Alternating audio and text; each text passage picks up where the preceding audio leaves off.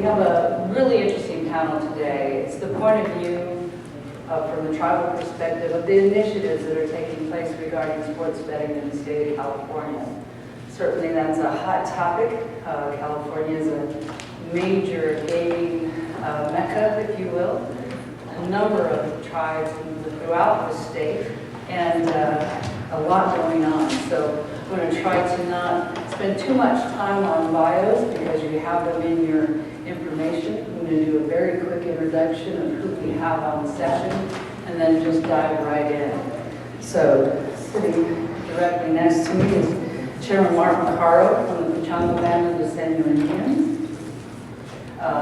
Next to the chairman is Chairman James Siva of the California Nations Indian Gaming Association, also Morongo Band of Mission Indians. Welcome. And then Jacob Mejia is the Director of Public Affairs for the Pechanga Development Corporation.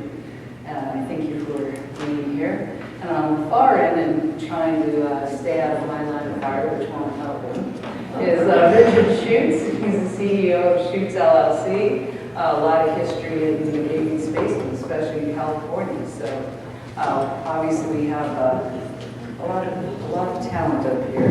They'll be the ones that should answer these questions. So I'm going to jump right in. I'm going to start a little bit from the technical aspects with Jacob, if you could please. There's potentially 3 measures that could be facing California on sports betting. April, May, potentially. So a lot of things can still change. But to your question, would the prospect of having multiple measures in the same ballot be confusing and muddy waters? No question about it. Since 1998, tribes, I should say, gaming has been in front of voters 9 separate times. The tribes have won 8 out of those 9 campaigns. The only time the tribes lost was in 2004. There were 2 competing measures on the ballot. Both those measures failed pretty badly. Prop 70, which was backed by tribes, only got 24% of the vote. And then Prop 68, which was sponsored by partners of racetracks, got even worse. I think it was only 16% of the vote. And so we don't have to look that far back in the history to know what might happen if there are multiple measures going forward. And so still a lot of time remains, though, before we know what that final landscape is going to look like. Very true. And there's a lot that goes in front of people, and you hope to stay in front of their top of mind and keep your information out and control that narrative. So there's a lot happening between now and then. Chairman Siva, you have major association, lots of member tribes.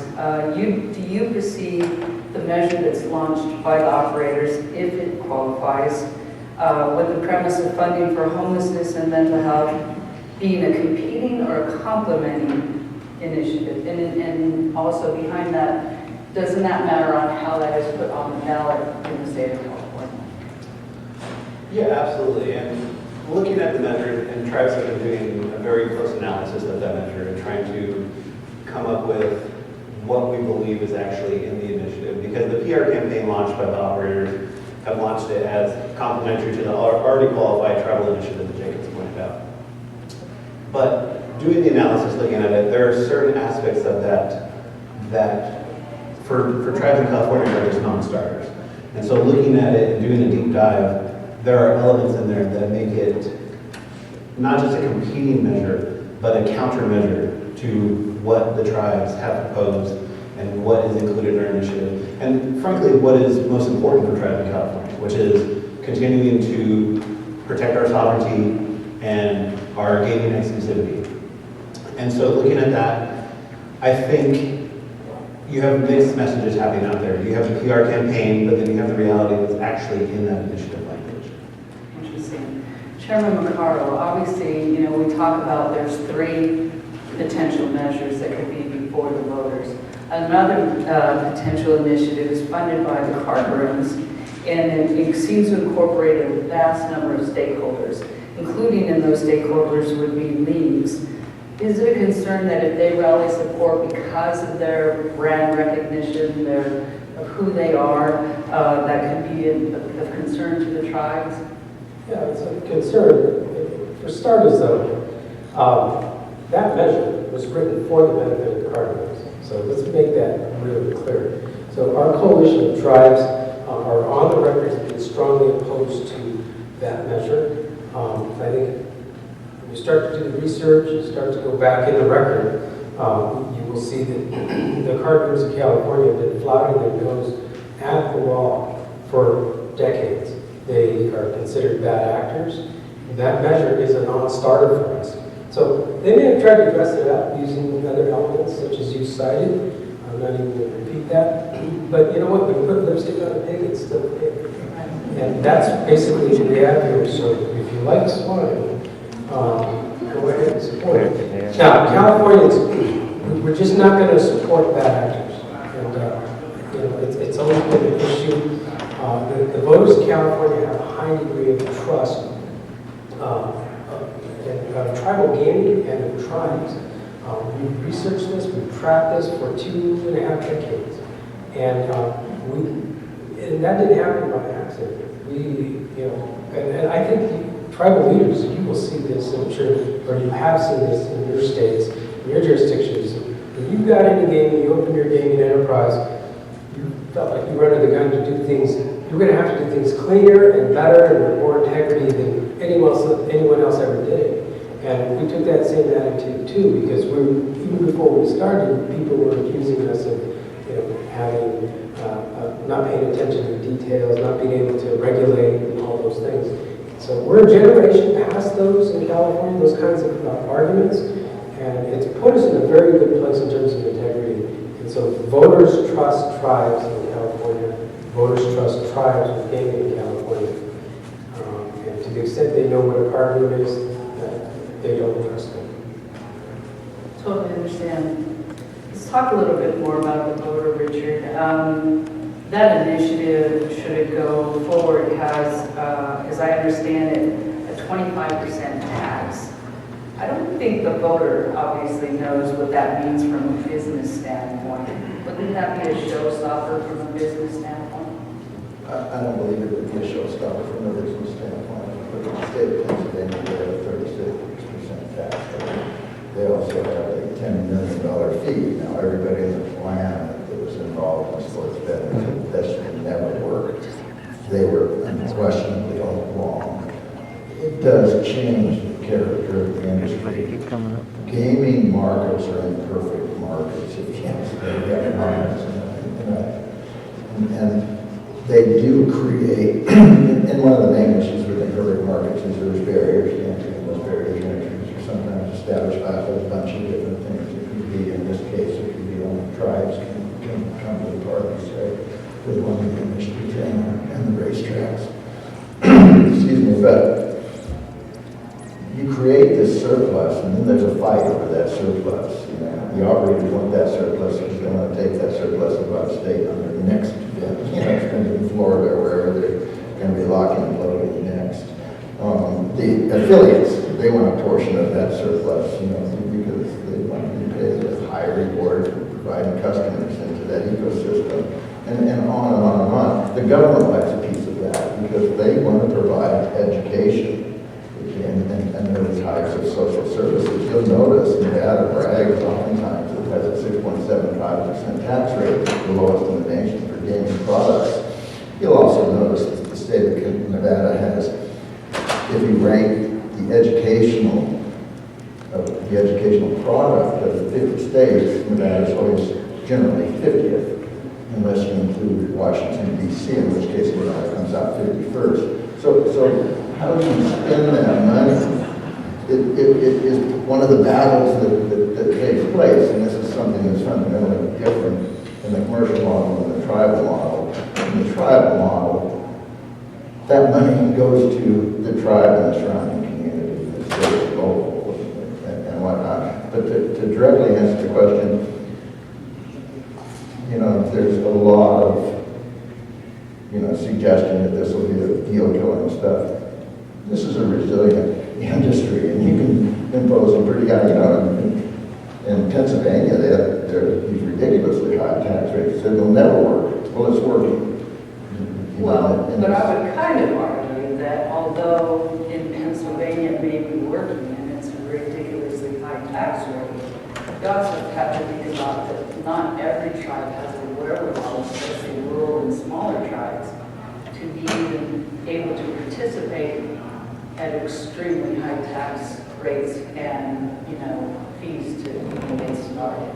I agree. I mean, you have 109, I think, federally recognized tribes in the state. You're not going to have that many participants. Even in the casino environment, you have winners and losers. But do I think that 25% tax rate, or if that is down adjusted to 15%, which I think is happening, is it a deal killer? No. But, the tax decision changes the nature of the market, the value propositions, the ability to provide bonuses, the ability to enlist affiliates, and on and on and on. So, if I can just add to that, I think, 25%, 20%, whatever it ends up being, I think it underscores what Chairman Macarro was talking about earlier. It's the lipstick on the pig, right? Because in the end, that measure is not about sports wagering. It measures a Trojan Force to authorize the Protestant card games at card games, to legalize their otherwise unlawful games. That's what it's about. It will do whatever it takes to try to get the voters to approve it. So that's why the 25%, and to Richard's point, I think it is being revised down, but nevertheless, again, that is the threat behind that measure. Well, I agree. Well, I think there's a bigger threat behind that measure. and that is if you take that component and look at the number of money laundering raids and the penalty paid by that component, which is less than 80 participants in that industry, they have generated more over the last 12 years, more money laundering fines and raids in the entire rest of the United States commercial gaming industry. I mean, they have a huge issue of compliance which goes beyond just simply some of the silliness that arrived by being able to offer games that I think is premised on a person that has subsequently been thrown out of the industry. And if I can add to that, we've seen in the past card clubs offer these kind of deceptive measures in the past, where they appear to try to present something, but really what it's getting at is what Jacob mentioned. They're trying to get Nevada Star card claims that they're already illegally offering. They're trying to get their illegal activity legalized. And they're doing it behind these kind of deceptive, in this case, badly worded initiatives. But we've seen it in the past. It's their MO. It's the same playbook they've used in the past. So it's not surprising that they put this forward. Well, and Jacob, let's talk a little bit about how you got to where you are on the initiative that you put together. The tribes work really hard together. I know that from my experience in doing something like that, you work amongst each other. You do what you think is important, know is important to you, and the narrative that you're trying to work towards. And also, you do a lot of work in data mining and research. And, how do you get to where you're going to be? That's all in how you, in that sausage making in the background. And there's a reason why you chose to go the direction you have, maybe including some tracks not going down the road of mobile. Can you speak to that to the extent that you can, and how you got to where you're at and the makeup of the initiative? Right, so I think there are a couple of things to keep in mind. First, this initiative was first launched and filed in November of 2019, pre-pandemic. If it were up to us, we would have been on the November 2020 ballot, we would have won. But that's another story. So the conversations among tribal leaders started in probably the spring of 2019, after, of course, the Supreme Court overturned PASPA. And so, tribes that were very, very heavily involved and engaged in the prior issue of internet poker came together and tried to figure out, let's start a conversation around this. Let's try to avoid some of the divisions that the tribes became entangled with during the iPoker debate. And started kind of, what do we need to include in such a measure in order to get tribal consensus first, and then secondly, because we can all want sports betting, but if the voters don't approve it, then it doesn't really matter. And so first, tribes started talking about what are the kind of principles that we would need to include and see in this. And so obviously, as Richard said, there are 109 federally recognized tribes in the state, 68 are gaming tribes. We're not going to solve every single issue, but try to get as much consensus as possible before filing.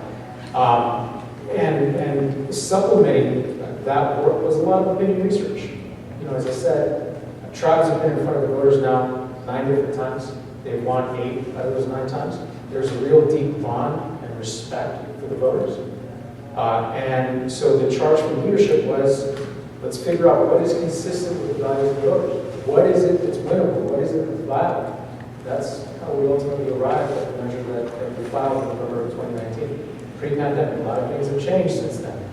But still, we know from our recent poll, the voters are very strongly in support of our measure. Did you? I just wanted to add one more thing. I mean, or emphasize that in addition to all that research, there was a lot of due diligence that went into that. What did the voters support? The other aspect is what did the tribes support? And there really is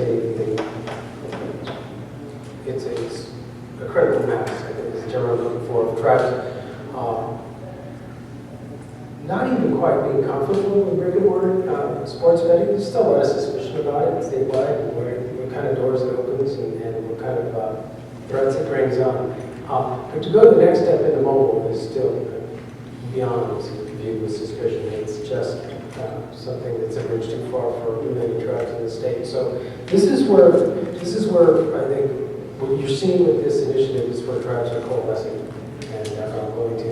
And some feel, I think, a good deal of risk even at that. So I know mobile is a big part of the discussion, and that's one of the reasons why mobile is not part of this initiative. One of the reasons. And Chairman Siva, from the standpoint of the organization, you know, you see that the obviously the initiative that you have collected the signatures, it's ready to roll. Do you think that the other 2 initiatives will be able to meet that threshold of signatures as well? Well, first, I just want to point out that the coalition was able to go out there, gather 1.4 signatures. A big part of that was during the pandemic. So I think it shows the overall trust that the California voter has in tribes to be able to come out and sign that initiative in the midst of a pandemic, that they still would believe and have that faith in tribes to be able to do that.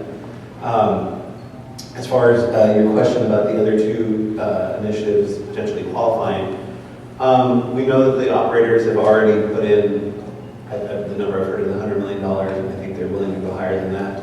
So knowing the amount of funds behind them, and knowing the companies that are behind them, I think they have a very good chance to qualify for the initiative. The Car Clubs initiative, I think that's kind of up in the air still. I don't have an opinion one way or the other. Actually, on its face, I don't think it goes anywhere, but there's still, we still need some more data behind that and some more polling. Jacob kind of touched on that, and that's kind of been the strength of tribes in putting forth our initiative and viewing the other ones is we rely heavily on data. We do tons of polling, tons of data mining to really get to the core of what the California voter views as a passable initiative and something that they would be in favor of. Absolutely. Chairman Macarro, you mentioned the $100 million or more that the operators have committed to the initiative. Messaging is key. Obviously, it's really important for the tribes. You have home field advantage. Your major employers, you've shared significant revenue dollars. Do you feel that your approach will resonate more with the California voters? Absolutely. And you said it, California is our home. Collectively, but it's even more than that. You know, and I think a lot of our neighbors, a lot of our communities are beginning to understand, now that we've been messaging these things for 20 years or more, maybe 30 years in some cases, that not only is it our home, in the case of my tribe, for instance, I'm not going to speak for my tribes, but for my tribe, we believe that the world was created for it. So yes, it's our home. And so, it will always be our home. It has been since, well, a long time.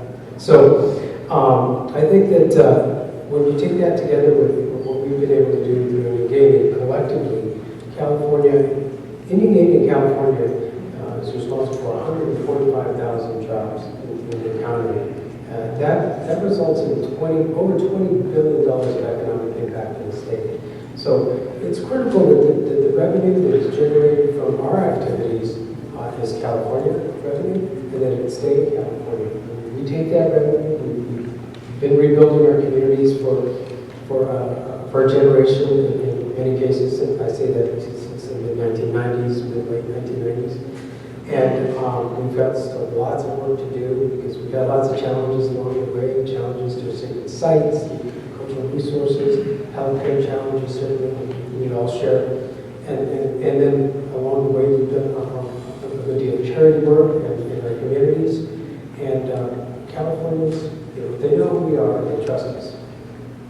These carpetbaggers, these operators come in, and they're going to throw a lot of money around. And I guess they expect it's going to make a difference.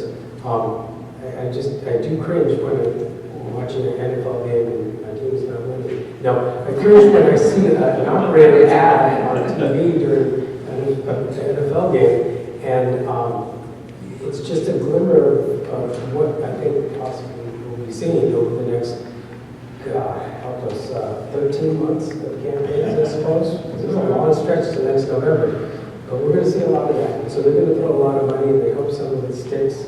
But we've seen other examples in political campaigns where the local politician running for office or re-election brings in a campaign firm from New Jersey or from Florida, and they start running that campaign in California, and it's toned in. And that's the best you can say about it. Certainly, this is the mark. And they don't know how to talk to Californians. They don't know how to talk to their voters. So, yeah, they're going to throw a lot of money, and I hope some of it sticks, and they will probably move the needle of sentiment. But will that sentiment needle translate into voter support? Those are people that are going to go to vote. And that remains to be seen. I'm not a very person, but I'll say no. I hope not. Well, if I can just add to that, I don't know how many people in the audience are familiar with sort of California tribal gaming history and politics, but this is not the first time tribes have faced a very well-funded potential Prop 5, where this town threw $50–60 million, the exact number, against tribal gaming back when it was still starting out. And so this wouldn't be the first time that there's a little bit of a David versus Goliath type fight, and it's not one that tribes have shied away from in the past. It's certainly not going to be one that they're shy away from now. Can I just say that the Goliath in your example was no man. I don't know if they're still around. They were called the Nevada Resorts Association. And it was the association of all the hotels, the Caesars and the Hiltons and every hotel in the strip, I guess, the big ones anyway. And they amassed a campaign against California tribes in the late 1990s to help them beat Proposition 5. Well, they got them down. Chairman Siva, mobile seems to be at the crux of the distinction with the operators initiative. And certainly from your comments, Chairman Macarro, of concern. Do you feel that mobile sports wagering will in essence be the gateway drug to online gaming? Well, I think first in California you have to identify if the Californians actually want online. Right. And we've done a lot of polling, a lot of data analysis over that exact subject. And then second, if they do, who do they want it to be offered from? Who has cultivated that kind of relationship of trust? Who doesn't have a history of fenced-in violations that Richard points out? Who has been there and lived up to the promises that you've made in past campaigns and past initiatives and things like that? But also, I think we all realize, and it's still one of Chairman Macarro's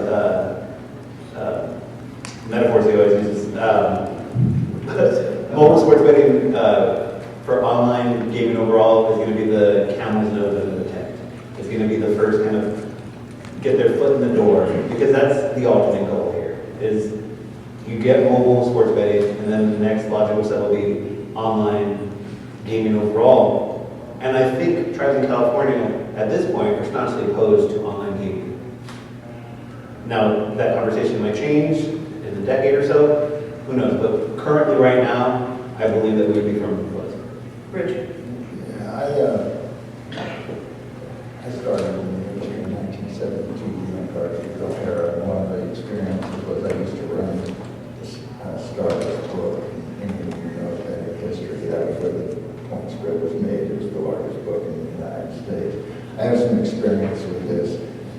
Books are very tough environments to make money. I mean, I sweated that P&L for years. This is not about sports betting. Anybody that tells you that this debate is about sports betting, I think they've been smoking the drapes.